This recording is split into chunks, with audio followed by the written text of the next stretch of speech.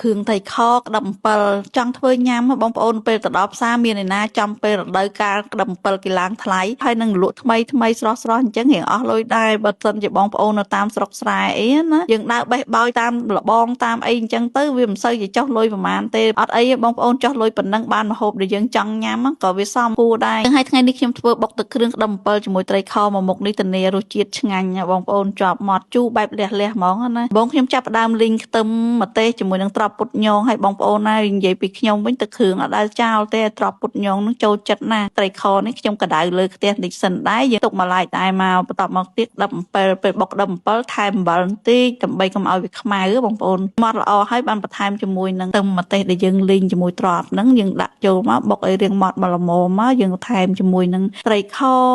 ហើយនឹងស្ករប៊ីចេងមកបន្ទាប់មកទៀតបងប្អូននេះប្រហុ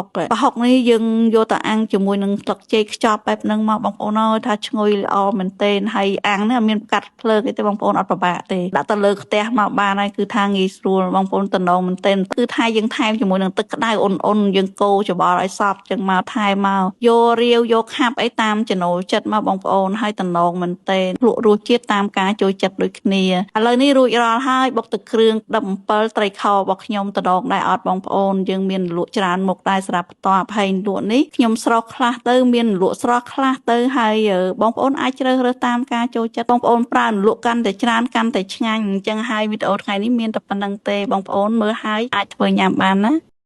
សម្លស្លិតឬសម្លពងម្ហូបបែបនេះបាត់ដំបងខ្ញុំចូលចិត្តមែនទែនបងប្អូនប៉ុន្តែសប្តាហ៍ថ្ងៃនេះអត់សូវមានទេកាលខ្ញុំនៅពីក្មេងគឺថាសបោឲ្យតែមានប៉ុនមានកម្មវិធីម្ដងអត់ដែរចោលទេសប្តាហ៍ថ្ងៃនេះប្រហែលជាដោយសារសបោមុខម្ហូបផ្សេងច្រើនអញ្ចឹងហើយទើបគាត់អត់សូវបានស្លណាអញ្ចឹងថ្ងៃនេះខ្ញុំមកធ្វើស្លស្លិតញ៉ាំហើយក៏ឆ្លៀតថតបង្ហាញបងប្អូនទាំងអស់គ្នាមើលតែម្ដងទៅបន្លែគេគឺមានតែខ្ទឹមបារាំងហើយការ៉ុតថៃថាវហើយបងប្អូនថែមជាមួយនឹងបែកគក់បន្តិចមកដើម្បីរំងាស់ទឹកស៊ុបឲ្យថ្លាខ្ញុំដាំទឹកឲ្យពុះបន្តិចសិនយើងដាក់ខ្ទឹមសដែលដំបែកហ្នឹងចូលទៅហើយប៊ីយឺហឺបន្តិចទៅថែមដុំស៊ុបមួយដុំពីរដុំទៅតាមចូលចិត្តបងប្អូនថ្ងៃនេះខ្ញុំប្រើឆ្អឹងជំនីខ្ចីហើយយើងថែមគ្រឿងឲ្យហើយមកមានទឹកត្រីស្ករអំបិលប៊ីចេងម្សៅស៊ុបស្ករត្នោតបងប្អូនហើយចំពោះសាច់វិញយើងប្រើសាច់ច្រឡំងហើយខ្ញុំថែមគ្រឿងក្នុងបន្តិចដែរគ្រឿងក្នុងមានកលៀនមានបេះដូងហើយនឹងថ្លើ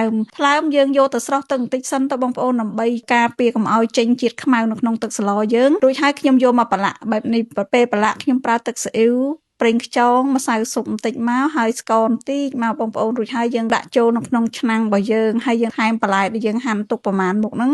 យើងដាក់ចូលឲ្យហើយដែរមកបងប្អូនរួចហើយសម្លនេះអីដែលសំខាន់គឺពងទាយើងតែម្ដងបងប្អូនពងទាយើងថ្ងៃនេះប្រើពងទា10គ្រាប់បងប្អូនហើយយើងវាយឲ្យបែកចឹងមកនៅពេលដែលខ្ញុំវាយបែកហើយខ្ញុំលាយម្សៅស៊ុបបន្តិចរួចហើយយើងត្រងតិចទៅបងប្អូនកុំឲ្យដោយផ្នែកសចូលកាលណាដោយផ្នែកសចូលទៅវាអត់ស្អាតទេនៅពេលដែលឆ្អិនណាយើងធ្វើបែបនេះសាច់ពងរបស់យើងគឺម៉ត់បានល្អមែនទែនហើយពេលដែលច្រកខ្ញុំយកពោះហ៊ុនមកច្រកហើយហ៊ុននេះនៅពេលដែលមុនយើងច្រកយើងត្រូវកោសឲ្យស្ដើងតិចដែរបងប្អូនកុំបារម្ភខ្លាចដាច់ដោយសារអីយើងកោសដៃស្រាលមកដើម្បីឲ្យថ្លាមកពេលដែលយើងយកទៅស្ងោរគឺយើងអត់បារម្ភខ្លាចបែកទេប៉ុន្តែនៅពេលដែលស្ងោរហ្នឹងបងប្អូនក៏ប្រយ័ត្នដែរកាលណាបងប្អូនដាក់ទឹកក្តៅខ្លាំងទឹកពុះគឺថាបែកហើយអញ្ចឹងហើយពេលដែលស្ងោរហ្នឹងបងប្អូនតម្លាក់ពងដែលយើងច្រករួចហើយចូលបងប្អូនបន្ថយភ្លើងទៅកុំឲ្យទឹកស្លពុះខ្លាំងអញ្ចឹងធ្វើឲ្យពងរបស់យើងនឹងឆ្អិនបានល្អហើយអត់បែកទេបងប្អូននៅពេលដែលពងឆ្អិនហើយយើងយកមកហាន់បងប្អូនអាចពុះជា4ដូចខ្ញុំអញ្ចឹងមករួចហើយយើងយកតម្លាក់ចូលក្នុងស្ល